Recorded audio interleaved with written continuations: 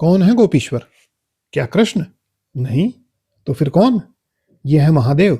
जी हाँ, बिल्कुल सही सुना आपने। क्यों धरा महादेव ने गोपिका का रूप और कहलाए गोपीश्वर? आइए जानते हैं इस कथा को। एक बार कैलाश पर्वत पर गहरे ध्यान में लीन भगवान शिव ने कृष्ण की मनमोहक बांसुरी का संगीत सुना। इसकी मधुर धुन ने उन्हें मंत्रमुग्ध कर दिया और वे गहरी समाधि में चले गए। समाधि में भी महादेव उस दिव्य संगीत का पता लगाने से खुद को रोक नहीं पाए और वृंदावन की पवित्र भूमि पर पहुंच गए, जहां योगेश्वर कृष्ण अपनी प्रिय गोपियों के साथ महारास लीला प्रारंभ करने की तैयारी में थे।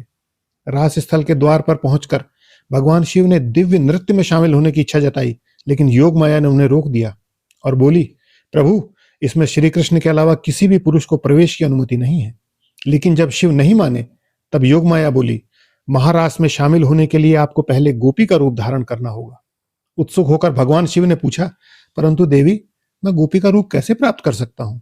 योग माया की सलाह पर भगवान शिव वृंदा देवी के पास गए, जिन्होंने उन्हें वृंदावन के मानसरोवर में स्नान करने को कहा, और स्नान करने के बाद भगवान शिव एक सुंदर गोपी रूप में परिवर्तित हो गए। उनके इस नए रूप में वृंदा देवी उन्हें रास स्थली ले आई, जहां भगवान शिव श्री राधा कृष्ण की प्रेम भक्ति की साधना के नृत्य में लीन हो गए।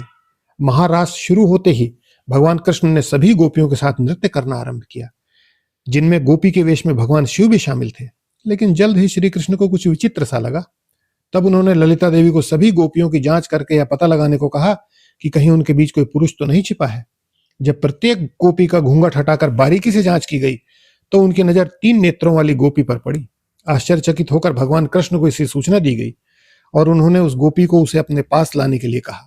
गोपी को देखते ही कृष्ण महादेव को पहचान कर खिलखिला उठे और बोले, हे गोपीश्वर, आपको इस रूप में देखकर मुझे अत्यंत आनंद हुआ, परंतु आप तो जानते ही हैं कि यह रास गृहस्थों के लिए नहीं है। चूंकि आपने अपनी इस रास में भाग लेने की इच्छा पूर्ण कर ली है, इसलिए मैं अब आपको इस रास के द्वारपाल का पद प्रदान करता हूं। आज से सभी गोपियां आपको प्रणाम करेंगी और गोपी भाव प्राप्त करने के लिए आपका आशीर्वाद प्राप्त करेंगी। गार्गी संहिता में लिखी इस कथा से यह पता चलता है कि क्यों भगवान शिव गोपीश्वर महादेव कहलाते हैं। जय गोपीश्वर महादेव।